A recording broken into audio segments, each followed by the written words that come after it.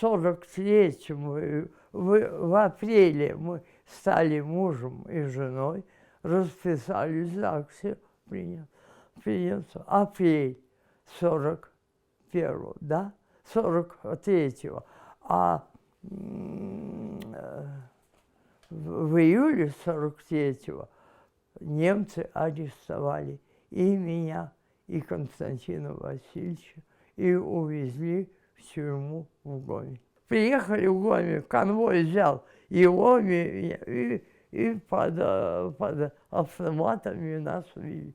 И отдельно меня посадили. Ночью я возле параши, мокрая, извините, вся обмоченная, описанная заключенными женщинами вокруг параши, и меня просто свалили в эту мочу возле параши ночью. Какое там прощание? Нас уже смотрели не как на людей, а на как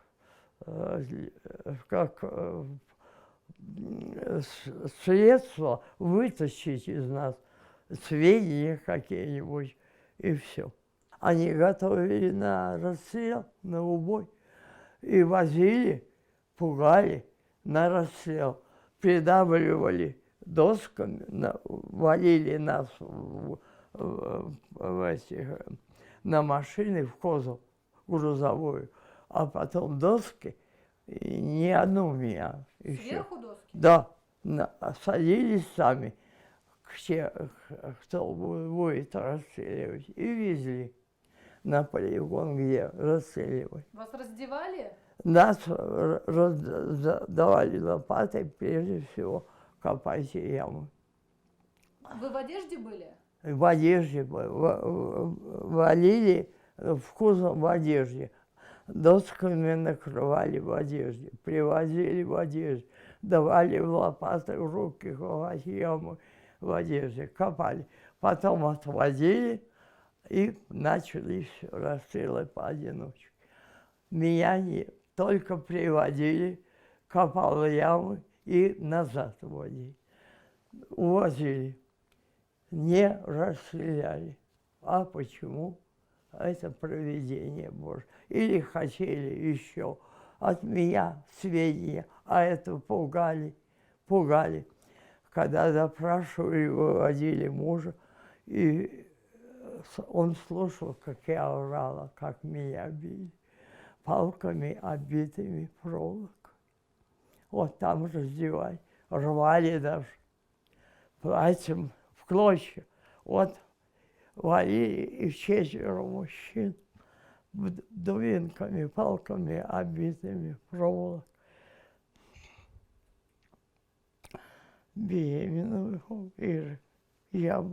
а потом волокли в камеру со связанными руками, ремнями связывали тонкими руки, а потом уводили уже мужа, наслушавшись моих криков, и меня, а девочки 6 человек в камере зубами, что мы видели, волчок, развязывали эти ремни на руках. Это ужасно, ужасно. И голод сплошной. А ребенок у меня же и требует кушать. Меня всю он разрушил. Зубы крошились, как сахар. Я возьму за коренные зубы, они как сахар намочены, рассыпались. А мне было 19 лет всего. Вот так. В сентябре подступали наши, и нас повезли в концлагерь, в Бухенвальд, в Польшу, и остановили вагон возле польской границы в Вишбалое. И не пропустили нас, потому что в вагоне лежал больной менингитом с высокой температурой. Это был мой муж. Я выворачиваю его тело, а он не реагирует. он потерял сознание. Тогда я на остановке, вдруг останавливается, замедляет ход поезд, прыгаю с вагона, еще не совсем остановился. И бегу, что есть духу. Ищу только Красный Крест. Любой нации, мне все равно. Только в Красный Крест. А живот большой уже. А за мной конвой спрыгнул. И вы знаете, конвой со мной проползал под вагоны на ту сторону. Я увидела Красный Крест. И под вагоны, какой-то фельдшер, немец, он говорит мне, я к нему обращаюсь по-немецки, говорю, умирает врач, мы эвакуированы, а сама не вижу, что за мной конвой.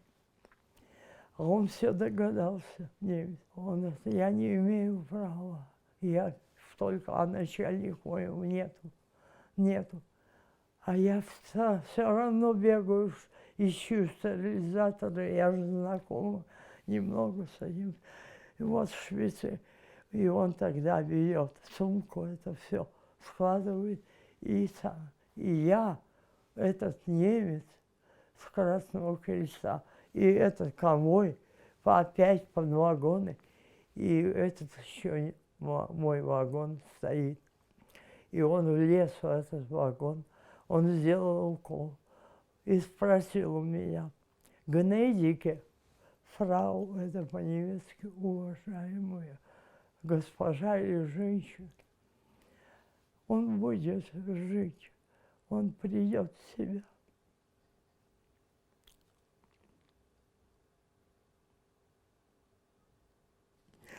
Вот я его спасла. И начал опять выворачивать его тело. И спрашиваю, как меня зовут? Как меня зовут? И он, мои. Произнес, ну, значит, и он мне говорил, что он чудом остался жив. Мы где-то, когда нас повернули от польской границы, мы где-то на остановке, на солнышке были заключенные. В конвой здесь нас поберегал. И он сказал, я чудом остался жив. А потом нас выстроили, вот уже увидела белый свет из этого подвала. Выстроили за что, и освободили нас, как будто 15 декабря. Но не отдавали документы никакие, ничего. Никаких подписок не просили, ничего. Мы нашли друг друга, соединились наконец. Вот. А в скорости, вот, все-таки я при Косте родила Ирочку. Вот. Она родила длинная и орала день и ночь, день и ночь. У меня молока нет в груди. Мне кормить нечего. Я кормила уже искусственница, молоком разбавленной коровой.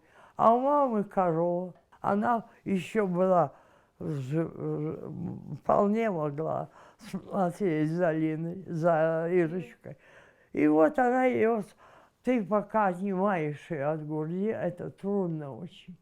Ребенок привык сосать, а нечего, нет молока. Так что ты решай, а там что Бог даст, как и приедет или Костя, или как-то, или я. В общем, я приехала, и Костя загрустил. Я, говорит, поеду за Ирочку. И он поехал. Поехал, и буквально на следующий день пришли его арестовать. Очевидно, за ним следили стукачи. А мне дали телеграмму. Что дали? Телеграмму. Телеграмму. Это МГБ, это КГБ дало телеграмму.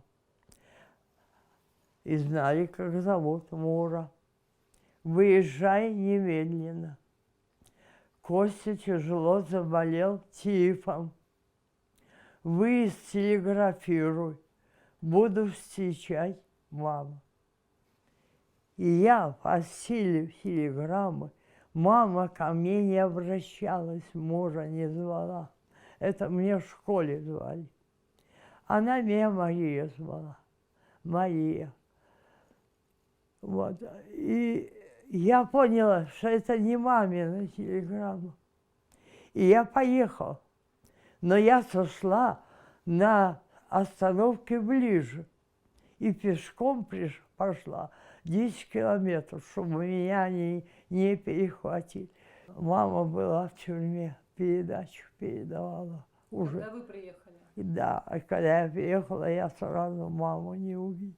Потом пришла мама, и она меня проводила. Опять же, на эту станцию, не доезжая к Клинцу, я опять села и уехала в Брест.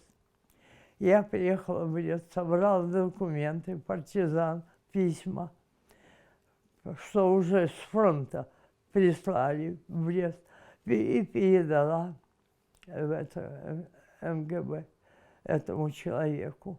И они говорят, идите домой, все. А на следующий день они прислали человека меня арестовать. И меня арестовали. И дали сопровождающего специально и отправили в Клинцы.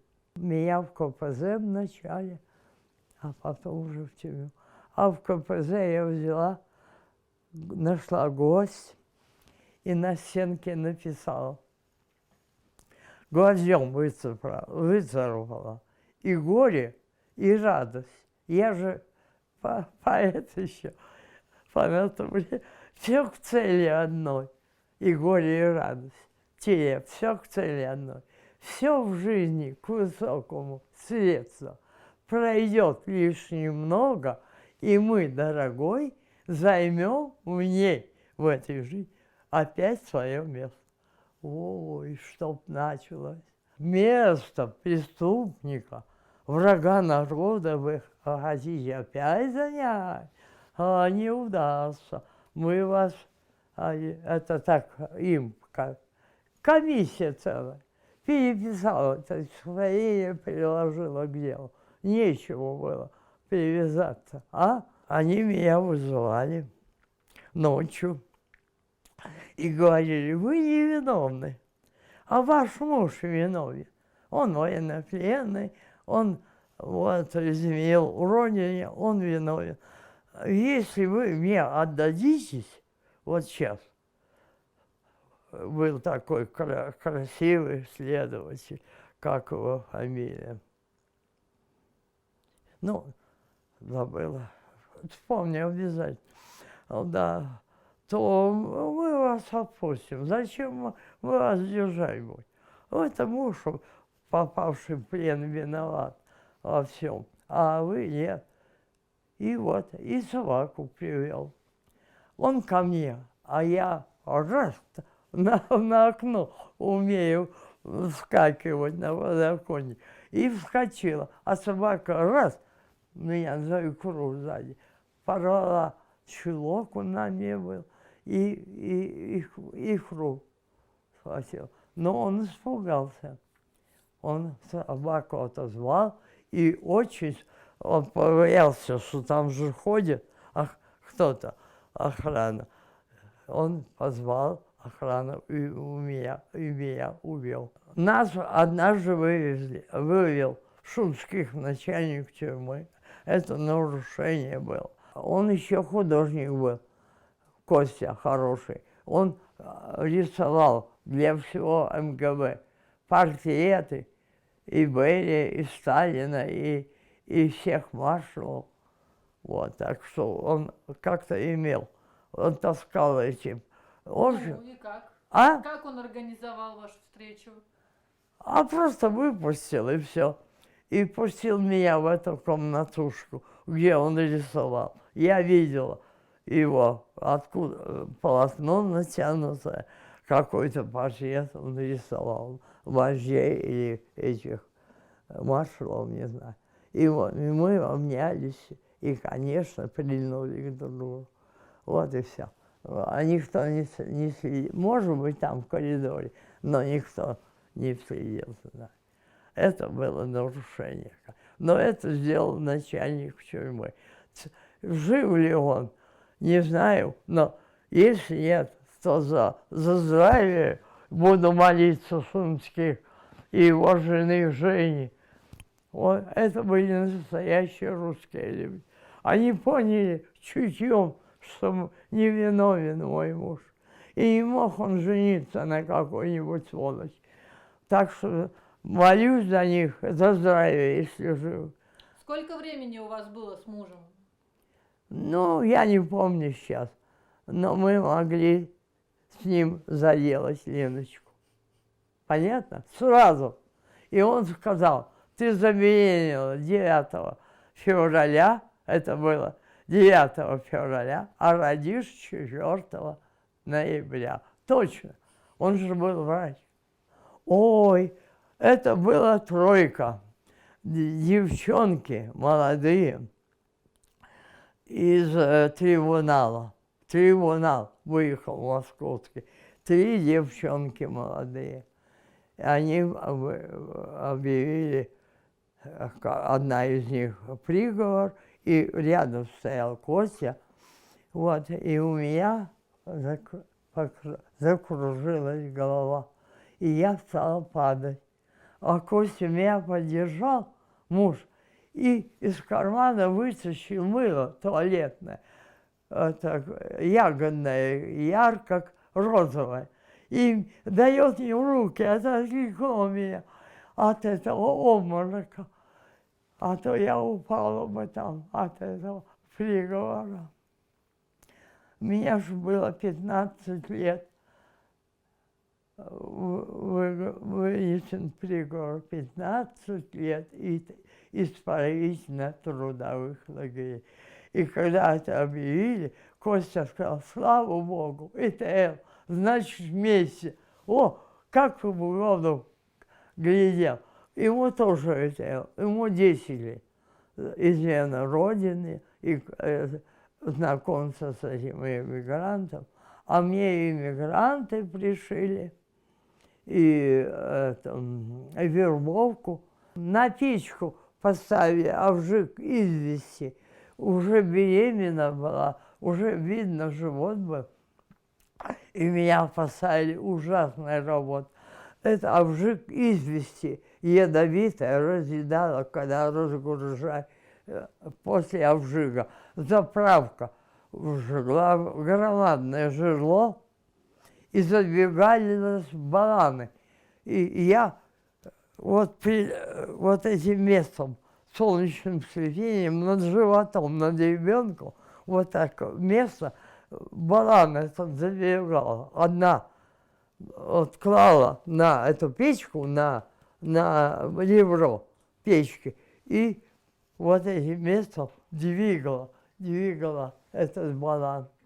А ребенок был внизу в животе, вот солнечное сплетение. Несколько дней надо было обжигать, кормить эту печку этими бананами, а потом начал разгружать. Ох, глаза разъедало в жуть. И однажды Костя пришел на завод и нашел меня. И мы там, старик работал, недалеко, инструменталка какая-то была. Я уже не помню, как его звали, старик. И мы там с ним встретились. Это было однажды, только однажды.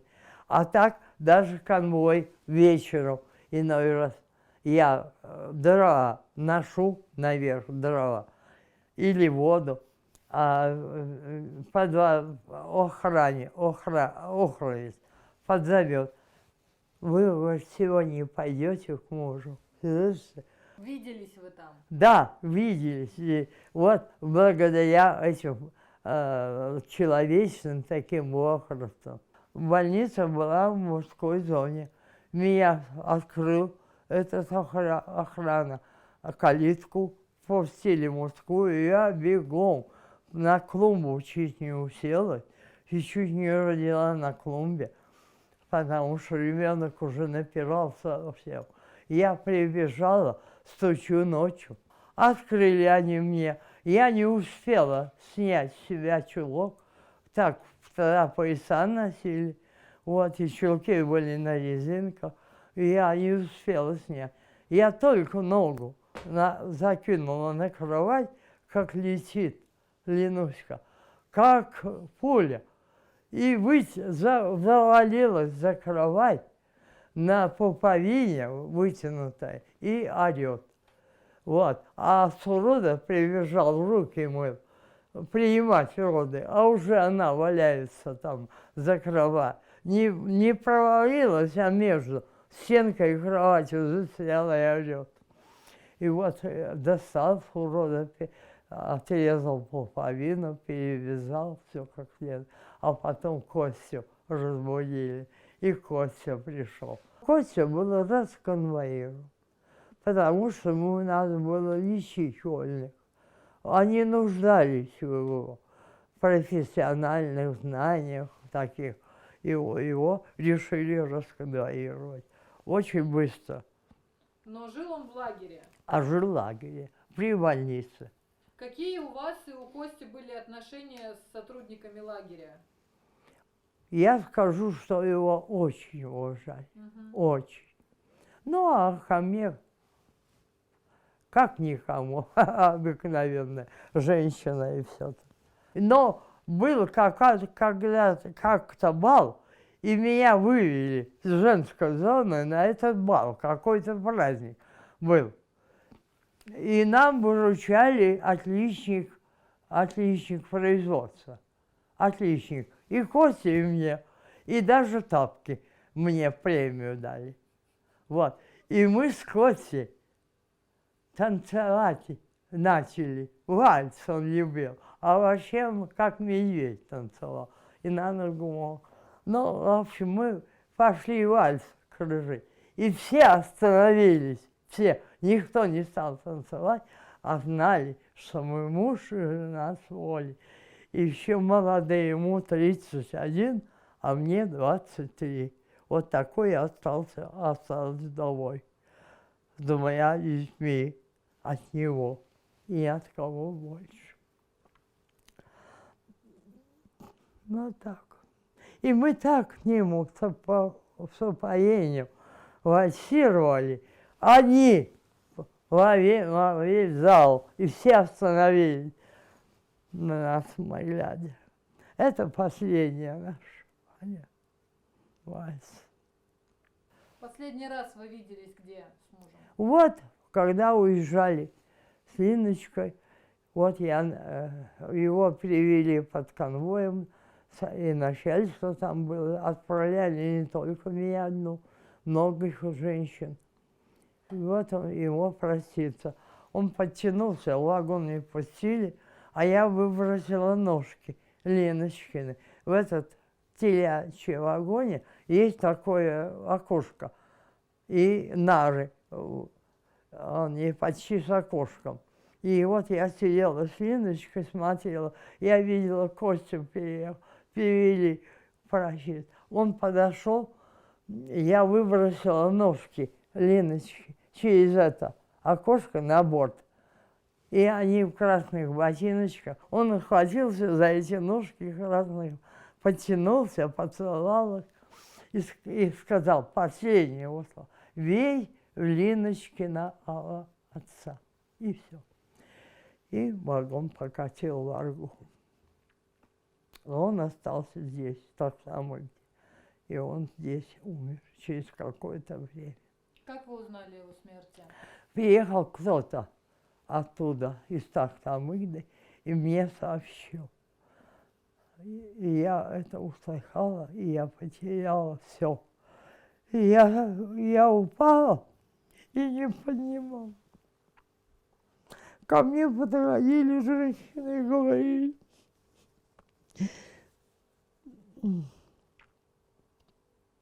«Мора, Леночка очень больна. Она что-то кричит и плачет. Леночка прямо ложит в руках, а я не прихожу в себя. никак. А потом поняла, что это ребенок умирает мой. И нас в больницу с ней. И там мы ее в одеяле положили до оба конца. Я взяла за другие какая-то женщина, и мы качали ее, качали. Пить ей давали, но, в общем, она выжила, девочка. Только мне приснился Костя вдруг. Он говорит: ты не можешь покормить, Леночка ничего не ест у тебя, отдай мне ее, я сумею ее покормить. Я говорю: нет, я тебе не отдам. Если я отдам, то она умрет. Ты же умер. Вот. И это уже мне после его смерти. Там, в больнице. И я не отдала ее. А только мы качали ее в этом одеяле, туда-сюда, не переставала плакать. Вот. И так она выжила, слава Богу. И мама ее забрала к Ирочке. И двое их девочек, презираемые, как дети изменников Родины, ой, издевались как угодно. Как Да. издевались? А вот не давали ей, например, мука или крупа, уличком давали талоны, и бабушке давали на них. Так они задерживали, не давали, понимаете, это муку или крупу там по талону. И она однажды пришли забирать муку у бабушки, отбирать. Она получила, а пришла уличком отбирать. И мама взяла этот пакет муки и высыпала на землю. И все. Раз так вы отбираете у сирот, и высыпала мама. Вот. Ну, после смерти Сталина, в 1953 году Сталин умер, когда была оттепель хрущевская, вот тогда они взялись немножко за лагеря, вот тогда меня освободили, скосив часть срока. Я 11 лет отсидела из 15 лет, а остальное это все скосили. И меня освободили. На дорогу дали мне наградные, билет купили до Клинцов. А это все-таки далеко было. Вот это. И потом выдали 250 рублей, как бы премиальные. Это были мои деньги личные. И я доехала до Москвы, оставила свой сидор, это называется, по заключенному, рюкзак, а сама в детский мир побежала. Купила формы детские на Иру и на Ленуську за 250 рублей. Вот эти. И это им подарки. И фартушки. Фартушки черненькие и беленькие, кружевные. Вот все деньги потратила на них и приехала. Они меня встречали. На вокзале встречали? Да, мама и девочки. Но меня не узнавали уже. Но девочке маленькой было 9 лет. Я вернулась. Как раз на день рождения ее, 4 ноября, я вернулась. И праздник, это все по-божески, Казанской Божьей Матери. Очень грозный праздник. И вот мамочка Ира и Лорочка, Ленушка, встречает меня на вокзале. Боже мой, моя девочки, мои девочки родные, собрались бы все мы там. Я им писала заключение. Но разлуки не лихие, очень медленно бегут. Ходом медленным своим время встречу замедляют. Папу отняла совсем, с мамой не соединяет. Но назло лихим невзгодам мы не будем унывать. Ждать мы будем год от года. Очень крепко или очень сильно будем ждать. Мама, детки, будет с вами ласковая и родная, мчаться дни за днями, хода разлуки сокращая.